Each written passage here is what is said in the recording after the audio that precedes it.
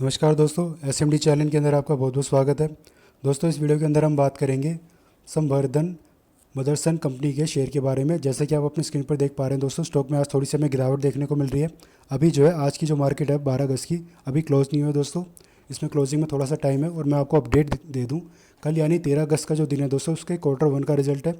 कल इसका result declare हो जाएगा और रिजल्ट से पहले दोस्तों हमें स्टॉक के अंदर आज एक छोटी सी गिरावट भी देखने को मिल रही है।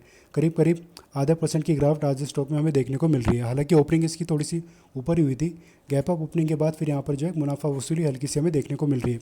शायद इसलिए दोस्तों मुनाफा वसूली हमें देखने को मिल रही है क्योंकि कल इसका रिजल्ट आने वाला है और मार्केट को इंतजार है इसका रिजल्ट कैसा निकल कर आएगा। उस हिसाब से फिर इसमें मूवमेंट जो डिसाइड होगा, क्या ऊपर की तरफ जाएगा या नीचे की तरफ जाएगा। लेकिन दोस्तों इस वीडियो में हम बात करेंगे इसके रिजल्ट आने से पहले क्या इसके इंपॉर्टेंट डिमांड और सप्लाई जोन है, यानी कि सपोर्ट और रेजिस्टेंस कहाँ पर है, लॉन्ग टर्म में क्या पॉसिबल टारगेट्स आ सकते हैं स्टॉक के, प्रॉफिट बुकिंग के लेवल कौन से हैं, प्लस इसमें अगर गिरावट आती है तो कहाँ पर हम इसमें बाइंग साइड में पोजीशन बनाकर चल सकते हैं थोड़े से लॉन्ग टर्म के लिए। इन सब के बारे में हम बात करेंगे।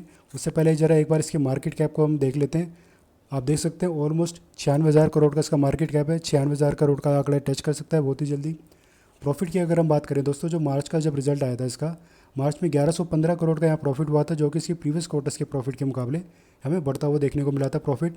अब देखते हैं दोस्तों आज जब रिजल्ट आएगा यह आंकड़ा हमें बढ़ता हुआ देखने को मिलेगा या घटता हुआ देखने को मिलेगा। इसके अलावा प्रमोटर्स की होल्डिंग पैटर्न अगर हम देखें तो प्रमोटर के पास 48.5% की होल्डिंग है अभी, और उसके बाद रिटेल से अदर की 18% और म्यूचुअल फंड के पास करीब करीब 16% की हिस्सेदारी इस स्टॉक के अंदर भी है। अब जरा हम इसके चार्ट पर चलते हैं दोस्तों। चार्ट पर मैं आपको बता दूं, जो पहला पॉसिबल टारगेट है दोस्तों, इसका जो थोड़ा सा टाइम लेगा आने में, वो है 135 तक का। आप इसमें कम से कम 135 तक के टारगेट के लिए अपनी पोजीशन को होल्ड करके चल सकते हैं। अगर आपने आज के दिन करंट लेवल पर खरीदारी कर रखी है या फिर थोड़ा सा निचले लेवल पर भी खरीदारी कर रखी है तो बहुत ही अच्छी बात है दोस्तों। अब जरा इसके हम डिमांड जोन को देखते हैं कि सपोर्ट लेवल कहाँ से कहाँ तक है। पहला है 88 और नीचे है 75, और रेजिस्टेंस कहाँ पर है 104 और 112। ये रेजिस्टेंस लेवल हमारा जो है सेलिंग जोन है दोस्तों, यानी कि प्रॉफिट बुकिंग का एरिया है। अब जरा इसके हम चार्ट को थोड़ा सा बड़ा कर लेते हैं दोस्तों। आप देख पा रहे हैं जैसे कि आज जो है गिरावट ही हमें देखने को मिल रही है। अभी मार्केट क्लोज नहीं हुई है दोस्तों, मैं बता दूं आपको, और धीरे धीरे नीचे जाने की कोशिश कर रहा है। अगर दोस्तों इसका रिजल्ट कल मार्केट को पसंद नहीं आया, यानी कि अच्छा रिजल्ट नहीं आया, तो सेलर पूरी कोशिश करेंगे इसके सपोर्ट को तोड़ने की, क्योंकि यहाँ पर हमारे बहुत सारे स्टॉप लॉस लगे हुए हैं। तो सबके स्टॉप लॉस यहाँ पर जाएंगे और ये गिरता हुआ दोस्तों कहाँ तक जा सकता है। ये जो इसका दूसरा सपोर्ट है, मेजर सपोर्ट है दोस्तों 75, इस रेंज के आसपास तक इस सेलर जो है इस स्टॉक को लेकर आ सकते हैं। अगर इसमें गिरावट आती है दोस्तों तो हम जो इस सपोर्ट रेंज के पास जब भी कोई बुलिश कैंडलस्टिक पैटर्न हमें देखने को मिल जाए, चाहे स्पिनिंग टॉप हो, हैमर हो, या बुलिश एंगल्फ या बुलिश अरामी कैंडलस्टिक पैटर्न में देखने को मिल जाए, तो जो भी कैंडलस्टिक पैटर्न यहाँ पर बनेगा उसके हम लो को मार्क करेंगे और 5 से 10 सेशन तक वेट करेंगे। जो भी यहाँ पर कैंडल्स बनेंगी, क्या ऊपर की तरफ क्लोजिंग दे रही है, अगर ऊपर की तरफ क्लोजिंग दे रही है यानी कि शेयर ऊपर की तरफ जा रहा है, तो हम इसमें बाइंग साइड में पोजीशन बनाने के बारे में सोच सकते हैं लॉन्ग टर्म के लिए। अगर लो के दोस्तों नीचे की तरफ क्लोजिंग हो रही है तो इसका मतलब ये है कि थोड़ी सी और गिरावट इसमें हो सकती है। और जैसे अपने सपोर्ट के पास आएगा, सपोर्ट से थोड़ा सा नीचे, क्योंकि यहाँ पर भी दोस्तों स्टॉप लॉस लगे हुए हैं, थोड़ा बहुत यहाँ पर भी नीचे जा सकता है 4-5 पॉइंट।